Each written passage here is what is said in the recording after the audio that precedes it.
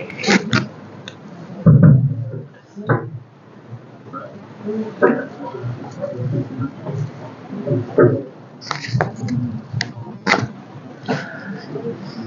evening, Honorable Judicial Members, Retired Justice Sonu Thomas, Retired Justice Haripal, the Administrative Members, Madam Rema Matthew Ma'am, Braj Mohan Sir, Senior Advocates present amongst us, friends, colleagues, and everybody joining us today. It gives me a great pleasure to invite you yet again to the next session of our continuing legal education program organized by the CATAA Advocates Association. The first session took us through some of the, let's say, conventional aspects of service law. Right? It did not bring us to the newer aspects. It took us to the conventional aspects, taught us how historically service law was prevalent in our Indian community, and that service law is not something new to the Indian community.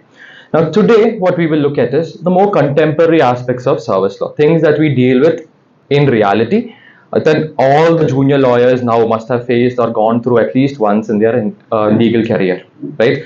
For that purpose, we have amongst us our very own Senior Advocate Hariraj Sir. Now, Hariraj Sir is not a new figure to any of us. He is a member of the legal fraternity. He is a member of our CATAA association. He has also been the president of our association on several occasions. As a senior advocate, he has had the distinguished pleasure of addressing benches throughout the country, even the Supreme Court and the principal bench in Delhi. Now, today he'll take us through the contemporary aspects of service law and teach us what the fundamentals of service law are. I welcome you, sir, to this gathering. I also welcome the learned and honorable judicial members and administrative members who continue to be the strong foundation of the legal education program and the CATAA association. I welcome all of you, sirs and ma'am. I also welcome all of you to this gathering, and I encourage you to listen very intently and carefully to what the session would be, because this would lay the foundation for all further classes of the continuing legal education program. This would be the starting point, and we will have further sessions which will continue to take you through all the aspects of service law. I welcome you all to this occasion. Thank you.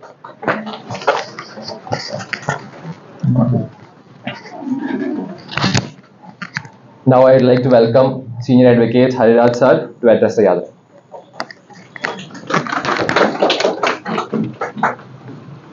Can't start arguing unless the item is called. Respected, beloved, are gathered here. I have been given a very difficult task. The topic has been styled as fundamentals of service law. In the first place, I am not very sure that I know everything about service law. Secondly, from whatever I know, I was trying to find out what is fundamental in it. What is the very basis and what is the very basic concept that should be there. And the advantage I have had for having agreed to Adi to give this session is that it has made me read a lot of things which I never read, reread a lot of things which I had read and forgotten, and have a perspective which is actually totally new to me. This particular branch of law is not taught in colleges. We don't learn this in the law college. We learn criminal law, civil law, contract, transfer of property, all these. But service law is not a topic. Administrative law is. So for anybody who joins the profession, this is a totally new area, new thing, something totally alien. And that usually keeps a lot of lawyers away from this particular field, fortunately for us. I very recently had a junior lawyer who came to me and said, "Sir, there is a transfer matter." He is the junior of a very veteran senior lawyer who has become a judge also. And he said, "I'm entrusting the client with you." I said, "No, I can't take the client anymore. So you file it, I will appear." So ultimately he said, in that office they never take service law. They take everything under the sky but not service law. This is the reason, because something very new, we can't sit up and learn the entire thing again. So I did a little digging up. The curious thing is, the word service law, the usage service law, you won't find anywhere else in the world also, except two countries. One is India, the other is Pakistan. Everywhere else, it is usually called the law relating to public employment. That is one thing. Secondly, nowhere in the world will you find this many cases being litigated in courts in this particular field. Public employment is a field of law. They learn it academically, there are books, but it is very difficult to find this quantum of cases.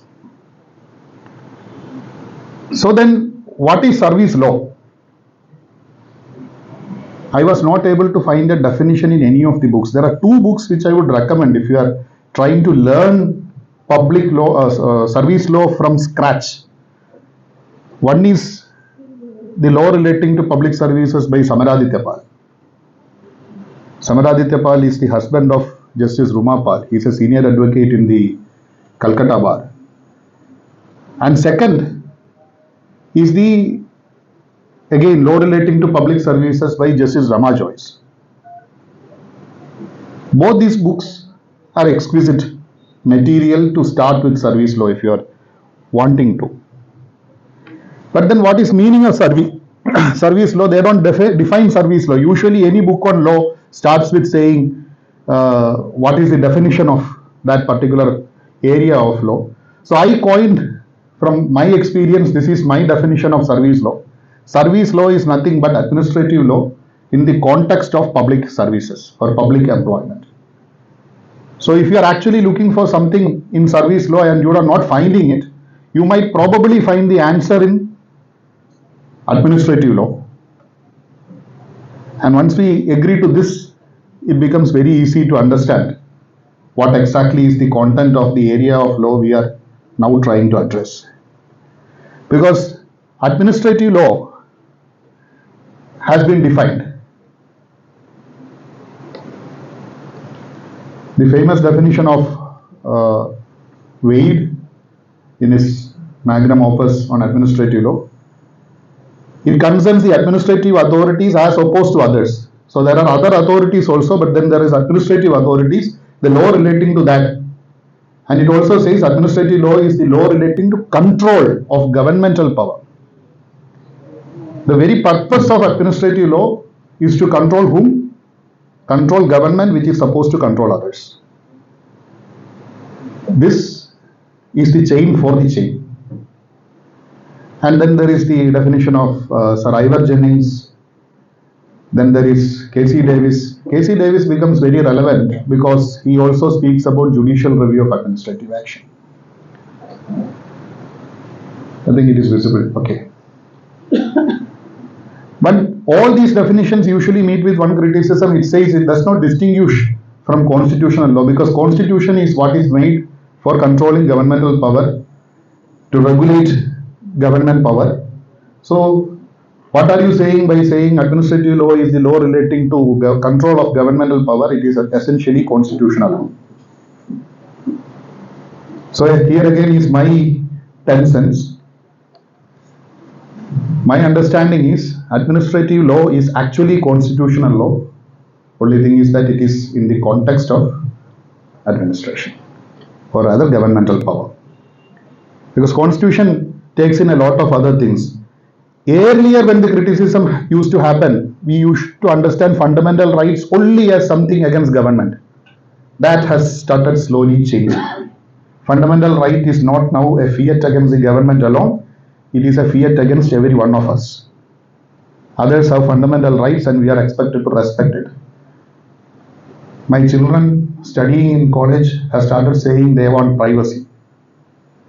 And that is a fundamental right. My niece, who is in 5th standard, 6th standard, has started asking her grandfather, have you heard about fundamental rights? So it is not something against the government, it is also against your father, your grandfather, your mother, especially everybody in the world. So constitutional law, if you understand it exclusively in the realm of administration, you get administrative law. And if you look at administrative law exclusively in the realm of public services or public employment, that becomes service law. We will have to go with this. I'm not saying that this is an authoritative academic definition, only in that context when you're looking at public services. And for the very same reason, we find most of the provisions which are actually fundamental to practice of service law in the constitution itself and nowhere else. You have Article 12 which defines state to understand which service actually becomes government service, including service of those under instrumentalities of state are governed by service law, as we understand. Then there is equality before law and equal protection of laws under Article 14. Then there is the very cornerstone of Indian service law, which is Article 16. It deals about equality of opportunity in matters of public employment. Now, it's not possible to understand this unless you understand the historical context in which this comes. When the constitution is being framed, public services were exclusively under the monarchs or under the British Raj. In both places, there was a huge segment of our population which was excluded. Especially under the monarchs, you had public services which is cornered exclusively by the upper echelons of the society.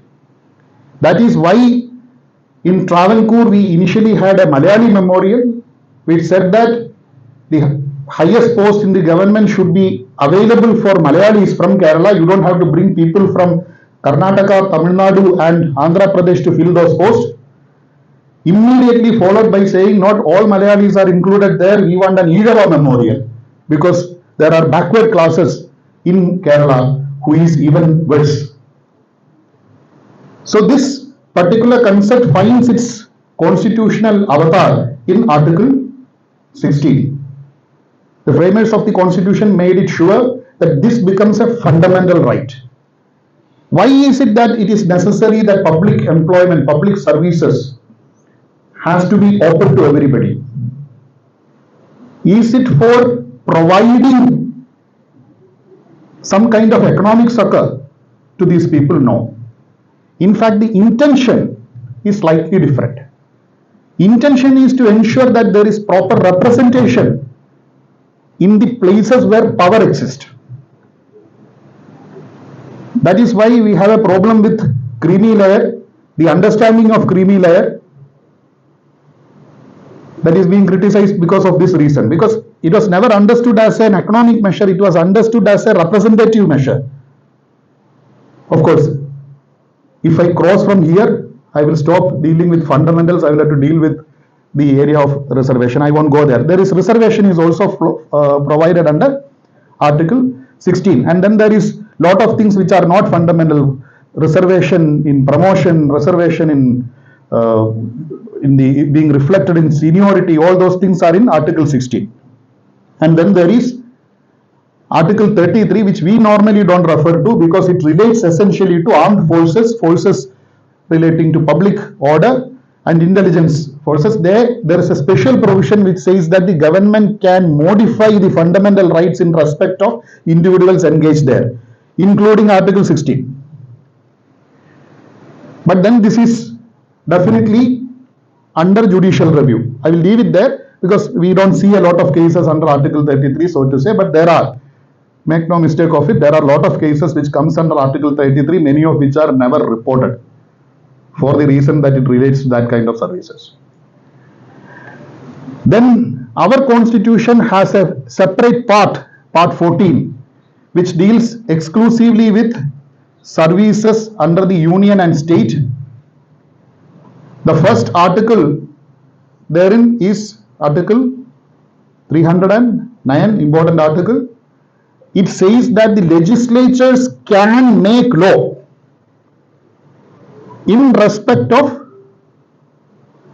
public services, the conditions of service, regulate recruitment and conditions of service of persons in public employment, essentially. Of course, the wordings are slightly different. I am making it short so that in some manner I will push it in within the time limit that is there.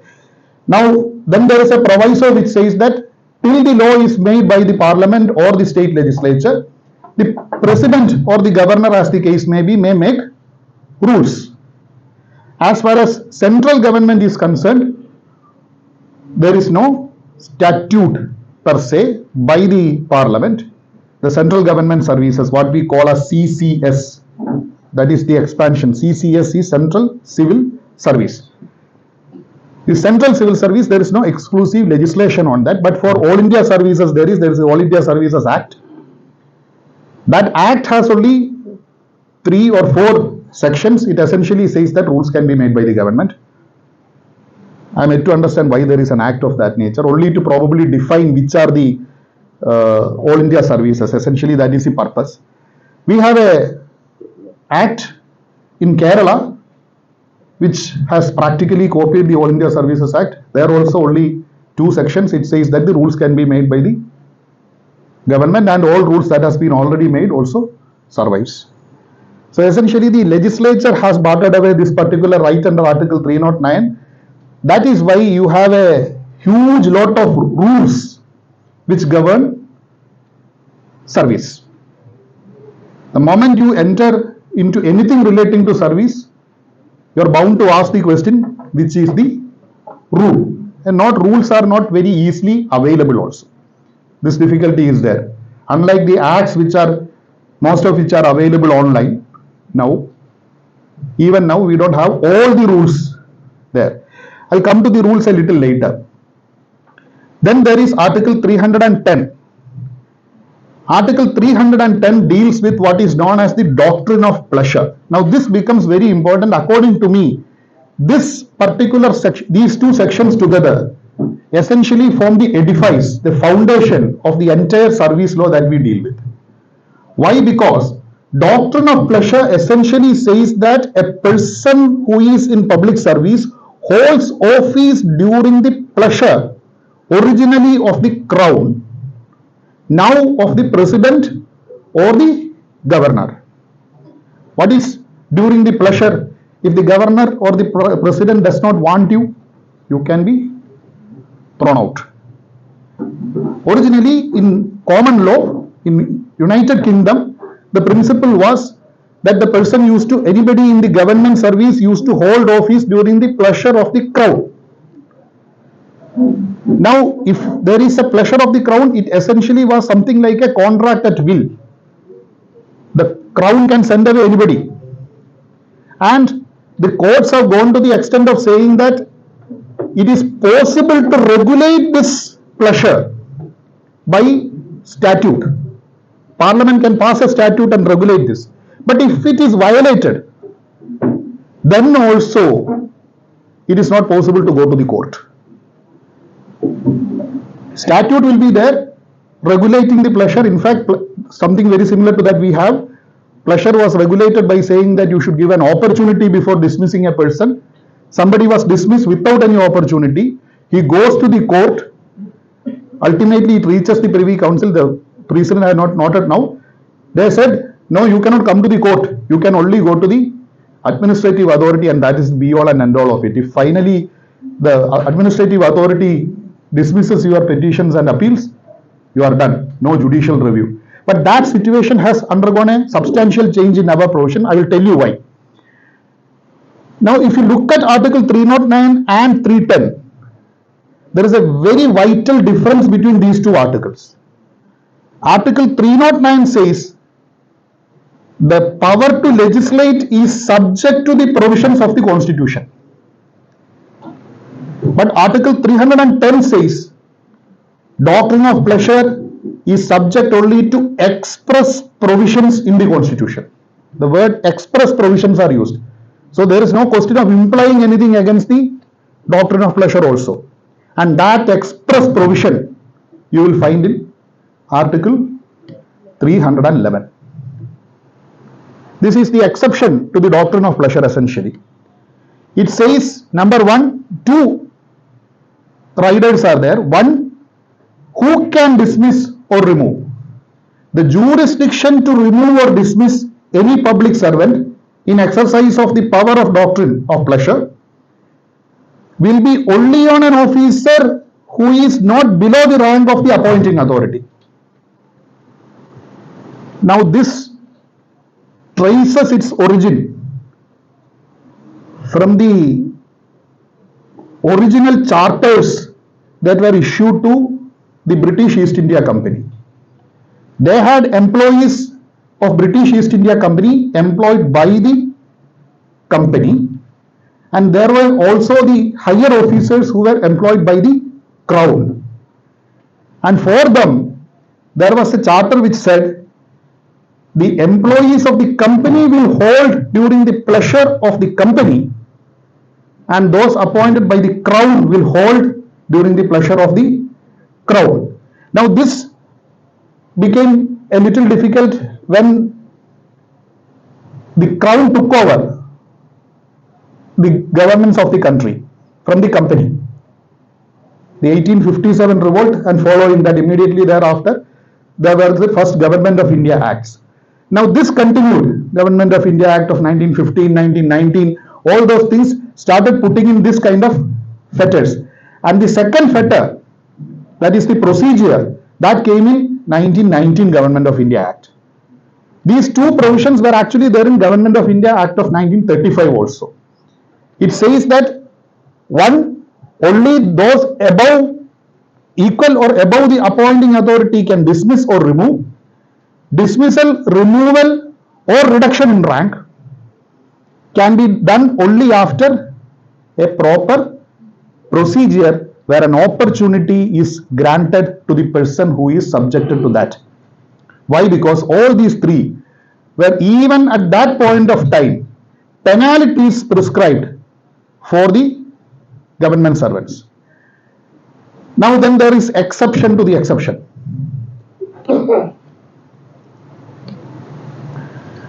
Exception to the exception. One, if you are looking at a conduct which has led to a conviction in a criminal case.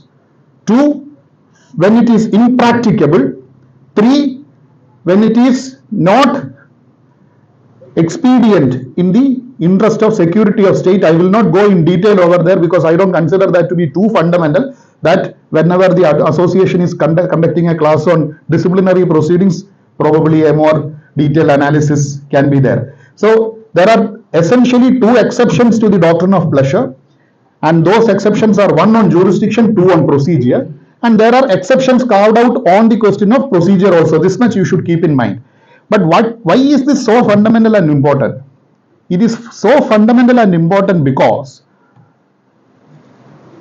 doctrine of pleasure essentially means that the appointment under the state is not a contract, it is a status. You don't understand it as a contract between the government and the employee, though we at times speak about contractual employment. Even that is a status because you are employed by the government. The moment you are employed by the government, it becomes a status, and the status is dealt with in an entirely different manner. You cannot contract in and out. It is possible for the government to unilaterally change the terms by virtue of rules. Again, rules will come a little later. Now, what is the actual content of doctrine of pleasure? When will Article 311 apply, etc.? Were considered way back in 1958. First case is Parshottam Lal Dhingra. Anybody interested in learning service law, I would seriously recommend, please read Dhingra. Start reading Dhingra first. Dhingra deals with the foundations of service law in a very big detail. 1958 Supreme Court, page 36. A bench of 5 judges. Curious but often repeated facts for us. a government servant, a railway servant in fact, who was appointed on a officiating promotion post. He was sent back. The reason for actually sending him back was that there were 2-3 adverse reports against him. Somebody told from the higher ups in the railways that you are not dealing with your subordinates in the proper manner. He was actually sent back based on a note saying that he has to be reverted, let him correct himself before he can be promoted. This much is there on record. But he was on an officiating post.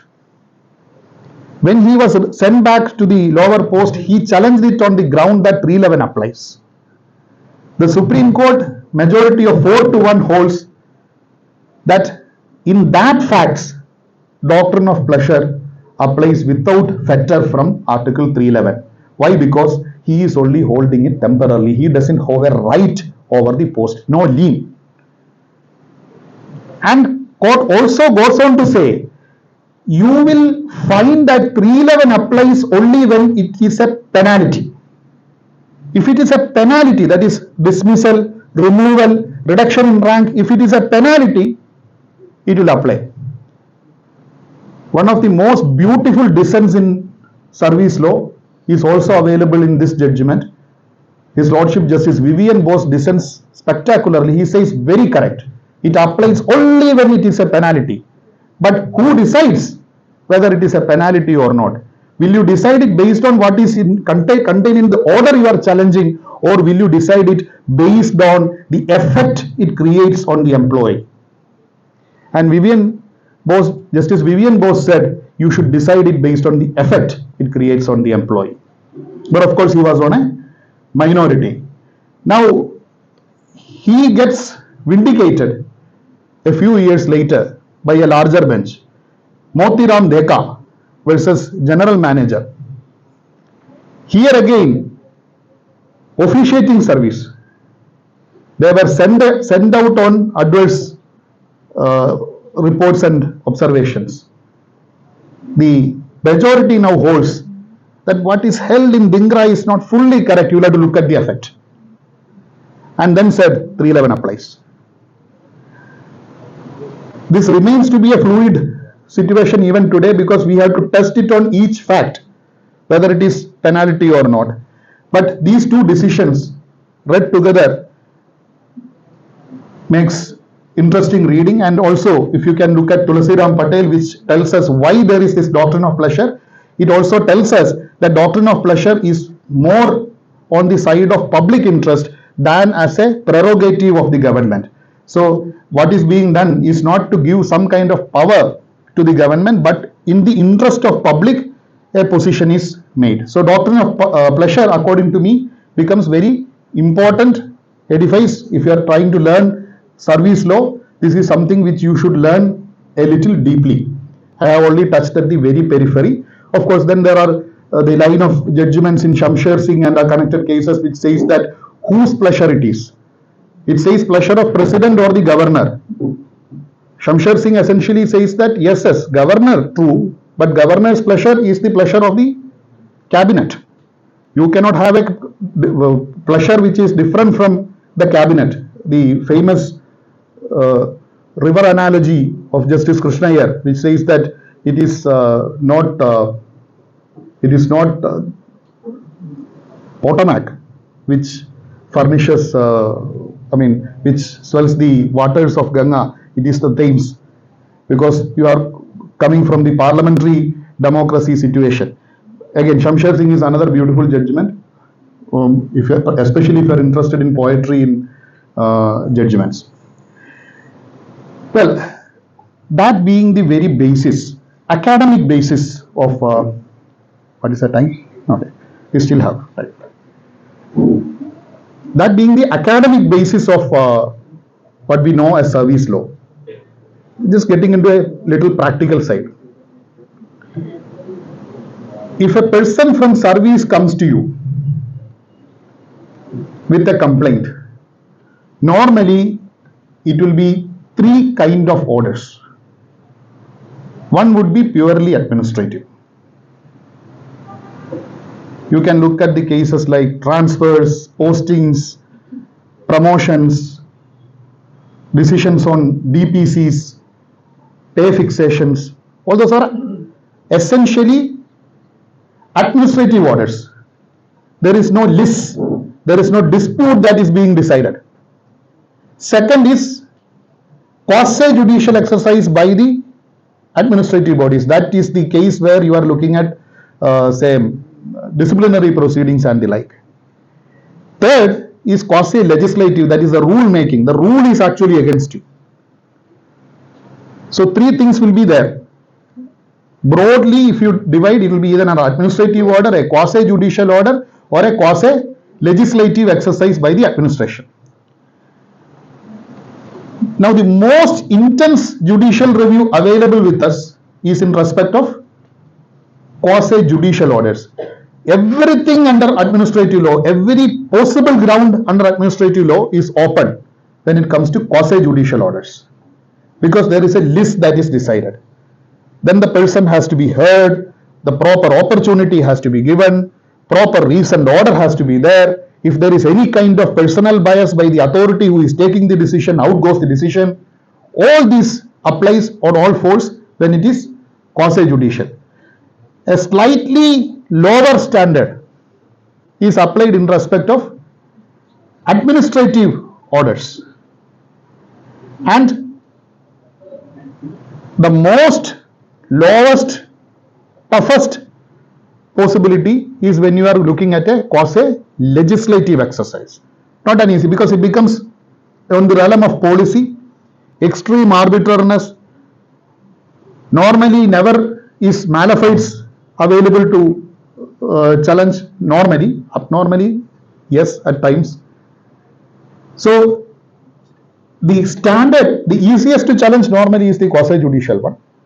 The more difficult one is the administrative one. Not impossible. Even tougher would be quasi-legislative. But one thing you need to keep in mind, none of this is about judicial review. Everything that the administration does is liable to be reviewed judicially. Maybe the standard is higher or lower, but it is available. Only possibility of finding out the right ground and challenging it in the right way. All these are open to be challenged. And when we look at challenge, one primary thing you need to keep in mind is what we know as the hierarchy of law. At the very top, or you can say at the very bottom also of the pyramid, the widest one, the most fundamental one is the Constitution. Anything that goes ultra vires the Constitution goes out. Ultra vires any provision of the Constitution, not only part 3. Don't be under the misunderstanding that this is only part 3 that will make. Of course, if it is legislation, statute by the Parliament, then you will have to probably go for that kind of a test. Then comes the legislation, and I told you in the realm of service law, we have very little legislation per se from the Parliament or the Assembly. Then we have the delegated legislation, that is the rules that are made either under a statute like All India Services Act or under proviso to Article 309. Both these comes under delegated legislation. That is the rule. And then comes administrative instructions. Administrative instructions are issued in exercise of the executive power of the government. The executive power of the government is coextensive and coterminous with the legislative power of the government. So anything which is not already covered by a legislation or a delegated legislation like a rule, it is open for the executive to fill in by issuing administrative instruction. Now this is the next hurdle when you are looking at service law. There are certain areas where you will not find any rule also. There is nothing in the constitution, there is nothing in the legislation, there is nothing in the rule. You will find it only in administrative instructions. Fortunately, now slowly administrative instructions are also getting published in more wider manner, but earlier it used to be extremely difficult. Unless it gets published in some very kind publishers release it, it was impossible to get it. Otherwise, it will be available only with those lawyers who are normally handling service law. So unless you go and knock their door, it is impossible to get the order. And then there are something which we know as guidelines. Normally transfers etc. come under this. They come at the bottom. There is a line of authority which say that guideline need not be looked at all. But the stronger line of precedent is guideline need to be looked into. If you want to violate it, you should show a proper reason. So the moment something is violative of guideline, it is not as if it is out for judicial review. It is still available. You can violate guideline, but on what reason? As I told you, it is possible to judicially review any order. And guideline is not totally an absent thing, unless it is in contradiction with an instruction or a rule. So guideline is the lowest in the hierarchy. So when somebody comes to you with an issue, we know whatever is there in the constitution, normally nothing covers that. Doctrine of pleasure etc. is good to look at, but normally the problem will not be there. You will naturally look for the rule. What is the rule or the regulation in case of certain organizations which are autonomous etc. There will be regulations. Or things like university, there will be statutes, first statutes, regulations, then what is ordinance etc. You will have to definitely go to the act first, then you will understand that these things are there. If you read the act, you will find that there is something called ordinance, there is something called regulation, there is something called statute. All these things will be mentioned in the act. So act, if you start with, you will find that what are there under this act. So then you will, if that is totally absent, then the next question is whether there are administrative instructions covering the field. For example, seniority in central service. You will not find a single rule anywhere. There is no statute. 309 rules are totally absent. Right from 1959, sir. Right from 1959, if I remember, it is governed by consolidated instructions issued by the Department of Personnel and Training. And cases galore. The problem is that most of the time our precedents are generated without seeing that. then we try to understand what exactly was stated in the precedent and try to make it in tune with the understanding of instruction etc. Of course, again, if I step over there, I will have to go into seniority. I will not do that. Generally, what are the kind of service matters you will get? And with that, I think I will stop. We have another 15 minutes. Primary one, recruitment.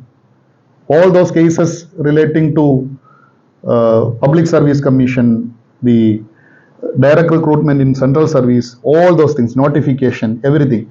And also promotions, deputations, absorptions, all these come under the umbrella of recruitment. Now recruitment normally will be governed by, normally, I will only say normally, there are cases where there are abnormally not governed by rules also. There is something called recruitment rules. So if you are looking in a matter, first thing you ask for is the recruitment rule.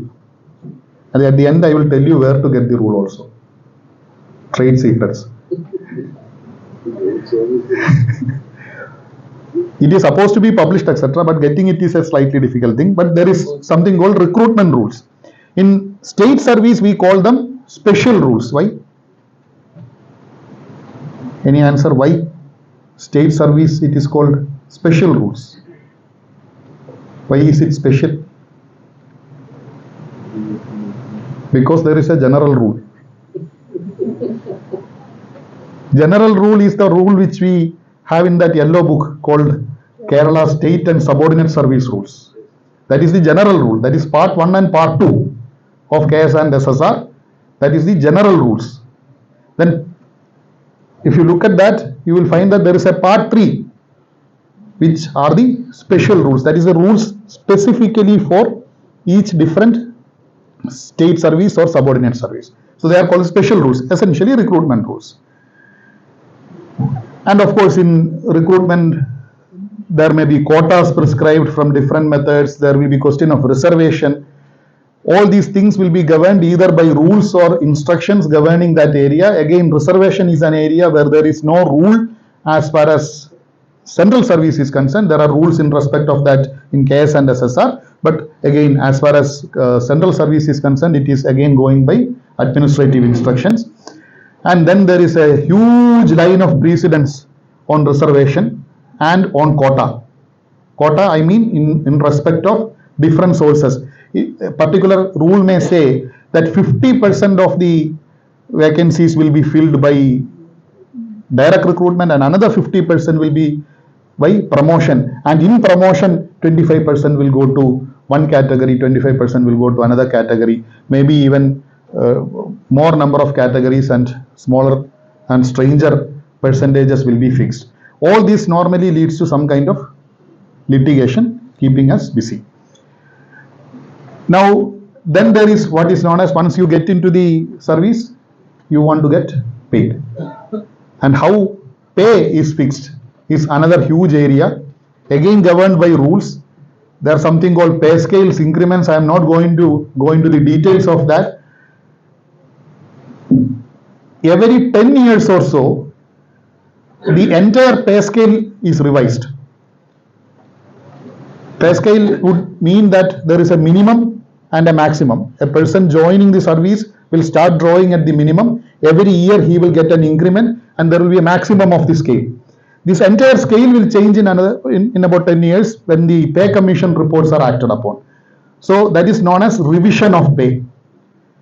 While the same pay is remaining, somebody may get from one pay scale to a higher pay scale. That is known as upgradation. I'm sharing these words only so that you understand what exactly it means, because people usually confuse between revision of pay and upgradation of pay. That is why I'm telling this. And normally anything relating to pay, because it affects you every month, it gives rise to a recurring cause of action. That's one small area where it becomes easy to raise a question relating to the illegality even after a fairly long time. So there is pay, then there is seniority. Once you are getting your pay and you are happy, you start looking at the next higher post. The administrative member is smiling. I think he has experienced that himself. Then you start asking, where am I in the seniority? Is the other guy sitting over there? Is he senior to me or junior to me? Should I stand up or should he? All these questions will come in service. Now, seniority again is a tricky area to the extent that when you have, remember we spoke about the quota from different sources. Now that also leads to something known as rota. You will find this, it's basically rotation. It is like you cut short the name of children, right? Sujata becomes Suji, kind of. Hariraj became Hari. Hariraj became Hari. Yeah. Now, speaking about children. So, like that, rotation becomes rota. There is quota and it rhymes because the elder brother is quota. The younger brother is, though it is called rotation, we call him rota. So quota will lead to a rotation of vacancies. The first vacancy will go to the direct recruitment, second vacancy will go to the promotee, third vacancy will go to the direct recruit, so on and so forth. This exercise will reflect in the seniority list. Normally it will not. Why? Because sometimes direct recruitment happens, the promotion will not happen for many years. Then after that, the promotion suddenly happens, people will start, we are supposed to be promoted on that day, they will want to be incorporated here, the direct recruit will not want that to happen, or the other way about also, usually the other way, because usually promotions happen, direct recruitment doesn't happen. So this rotation is one area which has never been settled, according to me, by Supreme Court properly understanding the law. The problem with the Supreme Court judgments, one after the other, is that they understand it in a very skewed manner. The effort made in Parmar to understand it the right perspective was also a total failure. So we will leave it there. Then there is something, but here you have to remember, unlike pay, seniority is very strict in respect of delay, because there is something what we call a sit back. A person who has got his seniority settled can sit back and enjoy that seniority. He cannot be disturbed.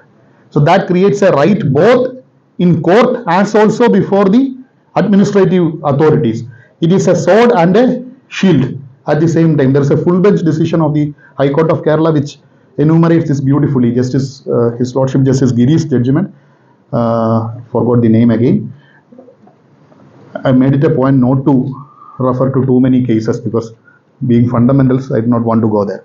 So you will get something called sit back also. Then comes the posting. I'm happy with the promotion, but I don't want the posting. I'm happy with my pay, but I don't want to be transferred out, or I want to be transferred to a particular place. So this is as I told you earlier, it is a matter which falls under the administrative, purely administrative side. In fact, the earlier line of approach was that for a purely administrative order, there need not be reason. Reason need not be stated. But actually, that has undergone a statutory change after the Right to Information Act, Section 4(1)(c).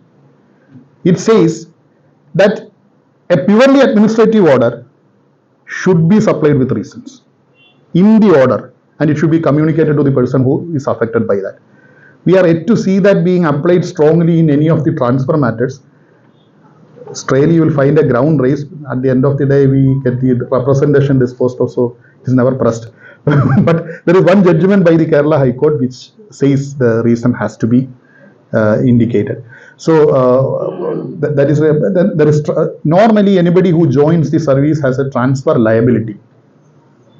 So somebody comes to you with a transfer case, don't immediately tell him SSQ. That's not the way. There will be reasons for getting a stay, but that is not easy. And it is considered as an incident of service. There should be either legal malice or factual malice. What is legal malice? Malafides we all know. Factual malafides is one when I am not, I don't like Sriraj, then I have a malice against him. What is legal malice? Legal malice is when I don't care. I could not care more. I will ignore the law and do something. That is legal malice, because I am what I am. You will find any number of such people in service. Promotions, again, any kind of advancement in rank or pay has been defined by the Supreme Court as promotion. Nowhere in the statute will you find a definition for promotion per se, but that usually is done by a departmental promotion committee. Departmental promotion committee. The departmental promotion committee will be a few people sitting together and analyzing all the inputs about a particular officer, and either based on the results of selections or maybe interviews, or even only based on the reports, annual confidential reports, you will find them taking a decision, and they will make a recommendation to the appointing authority.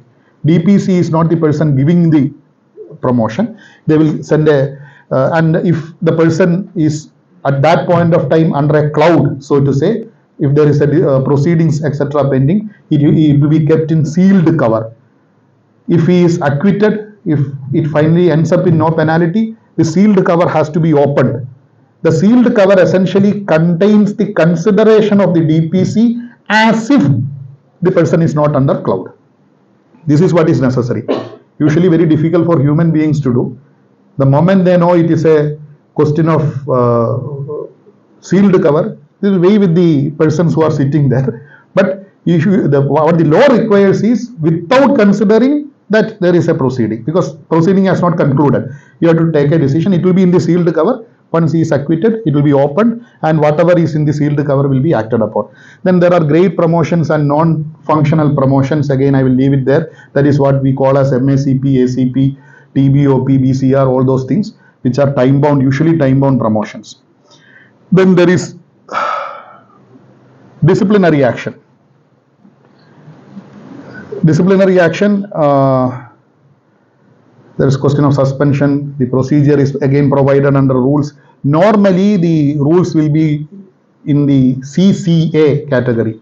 It can be either the CCS CCA rules. In Kerala service, it will be the KCS CCA rules, and so on and so forth. There are a lot of other CCA rules also. In BSNL, there is the classification, control and appeal regulations. So basically, those regulations classify the different posts under the government and provide for the control of those posts and also for the appeal from those controls. So then there is the POSH Act. There is of course judicial review on that. As I told you, it is one of the cases where judicial review is at the highest. Then we also have the Administrative Tribunal. The jurisdiction of the Administrative Tribunals is decided by the Administrative Tribunals Act.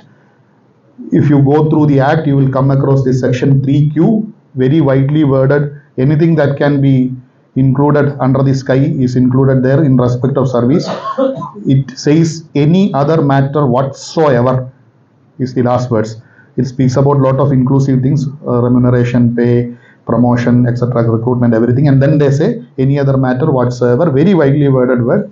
So anything relating to service comes before the tribunal. There is the question of alternate remedy.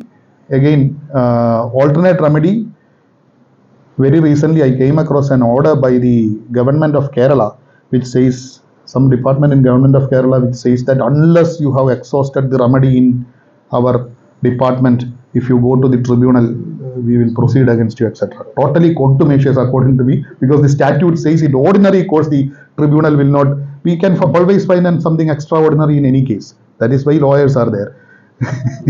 So there is alternate remedy. Ordinarily it will not admit if a statutory remedy is not exhausted. Mind you, it is a statutory remedy. We usually send a representation. The intention is a little different. With the judges over here also, I can tell the intention of sending that representation is, if nothing else works, will not make kindly direct consideration of Annexure A5. That is the intention. Otherwise, it is not a mandatory thing. You should have a representation before you go. But it is good if you have one. Because if you are having a bad bench, probably at least that you will get. Then we have limitation under section 21.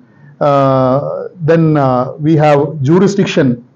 We should understand that the jurisdiction is supplemental as of now, as understood in L. Chandrakumar's case. Another decision, if you are interested, L. Chandrakumar and Sampath Kumar, these two decisions, if you read, you will understand how the judicial outlook changes in a period of 10 years. Then one important facet I wanted to touch was judicial review of administrative action. We have essentially 4 grounds on which you can subject any administrative action to judicial review. First is illegality. Illegality takes in everything that is related to law. It takes in jurisdiction, it takes in understanding of law, it failure to exercise discretion when it is existing in law, fettering the discretion by a predetermined attitude. All this comes under illegality. Irrationality or Wednesbury reasonableness, which is available, which is when the decisions, it defies logic to that extent that it is treated to be unreasonable. Then of course we have already touched procedural impropriety, that is the opportunity, then rules of natural justice. Again, I am not going into the details. The principle that no one should be judge of his own cause, there should be hearing, there should be reason, order, all those things come under that. Proportionality, finally, proportionality is considered to be a growing field under judicial review of administrative action. This you will find actually in a foreign decision. Lord Diplock in the GCHR case lays down this for this thing, and that is now accepted by the Supreme Court of India in Tata Cellular. In fact, Tata Cellular expands each of this into a very wide area. Because I am not dealing with judicial review of administrative action, I will stop over there. I would seriously recommend reading two things. One, weighed on administrative law in this area. Two, Tata Cellular. These two decisions, if you read, it will be good. Tata Cellular, I will see that this is shared with you. So, any action when you challenge, be it in respect of recruitment, be it in respect of promotion, all those things which we saw earlier, the pay, the disciplinary proceeding, everything, you will look at all these things. Whether the person has power, has he exercised the power in a rational manner, has he followed the principles of natural justice, the procedural propriety is there, and finally, whether this action is proportional to what ought to be done. A person is dismissed from service. Is that proportional to the misconduct that is proved? A person is transferred from one place to another. Is it proportional to the need of the administration? All those questions are open. So these are the four pillars on which you will probably hoist your case. And that will be all from my side. According to me, I won't say this is the foundational principles of service law. Probably given a very high bird's eye view of what service law looks like. I only hope that the session provokes you, if it doesn't inspire you, to look further into the areas which I have mentioned. I only mentioned areas. So something which I want you all to do is probably start a search on what we have discussed today. Any questions? I am open. We are at 6:04 because we started a little late. We will give another 10 minutes for questions if there are questions. That is.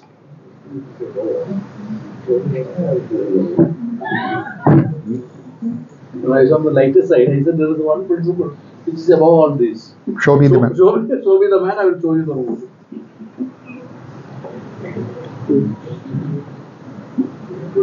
Any questions? Last slide, that comes from everything. That's the last slide comes from everything. That's one slide. That one slide is good for another 2 hours of class. Cut from the entire. If there are no questions, we will wind up early. Explain for that. When a story person problem, you cannot be aware of that. When a story It is very difficult to do it within even 10 minutes. Accordingly, very briefly stated, Venesbury reasonableness is when you test a particular action for whether it is just and reasonable, whether it is balanced, whether it is logically appealing. And examples galore. I mean, any number of examples we can pull out. There are cases where I remember a case where it was argued by Govindaswamy many years back.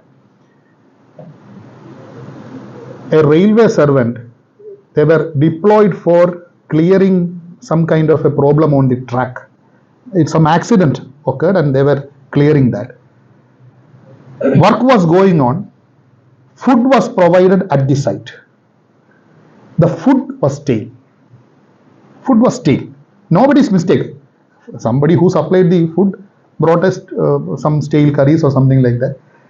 One person questioned this.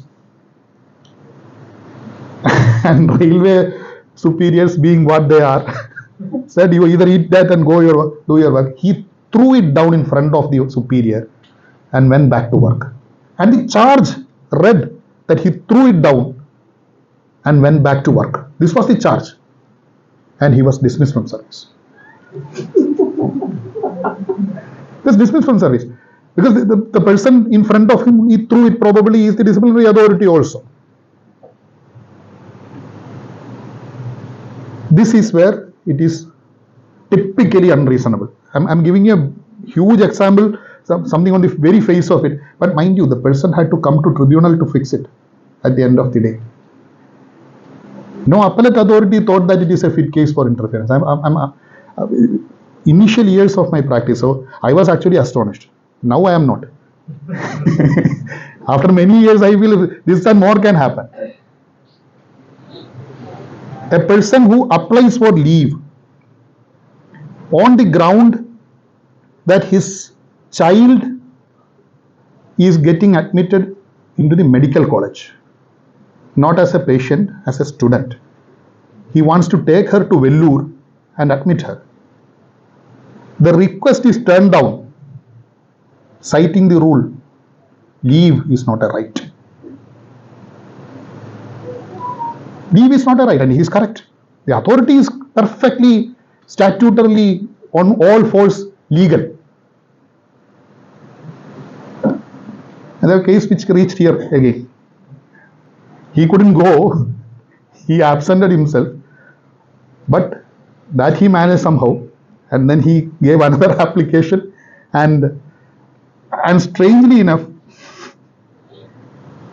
that case ended up in there being a direction from this tribunal that the person be properly granted leave. That resulted in a disciplinary action against the leave sanctioning authority, and his increments were cut. That is where it is not satisfying Wednesbury reasonableness is what I would say. This kind of arrangement. So I think within 10 minutes that is the best I can do to explain what Wednesbury reasonableness is. It emanates from a lot of case law. You will find that if you run a simple search, you will find lot of cases on Wednesbury reasonableness. I think it is a beautiful area. Practically there is no order which cannot be questioned, because ultimately it is a question of illogical action, and it is possible to call any action illogical at some point of time, and then it can be tested on the ground of Wednesbury. It need not be as bad as what I said. It can be a little less than that also. So that is that for on sir's request. If there are no other questions, shall I take leave? I think there are none. Thank you so much.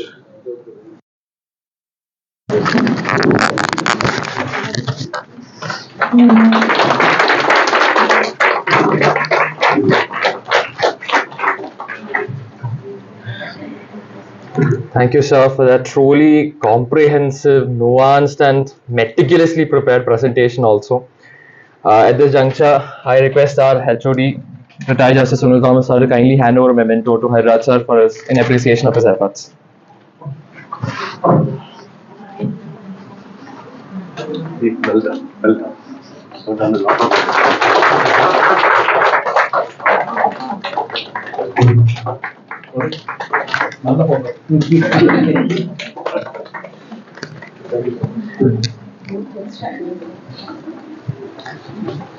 I now invite Advocate Kailesh to render the vote of thanks.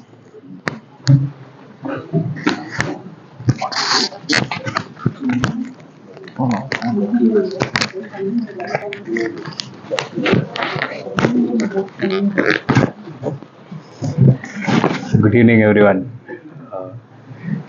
It is my duty to give vote of thanks today. And respected HOD, Honorable Justice Sunil Thomas sir, Justice Harbal sir, Administrative Member Emma Matthew Madam, and Administrative Member Brajmohan sir, respected Senior Advocate M.R. Rajendran sir, and our distinguished speaker M.R. Hariraj sir, and thank you everyone being today here for the CLE session.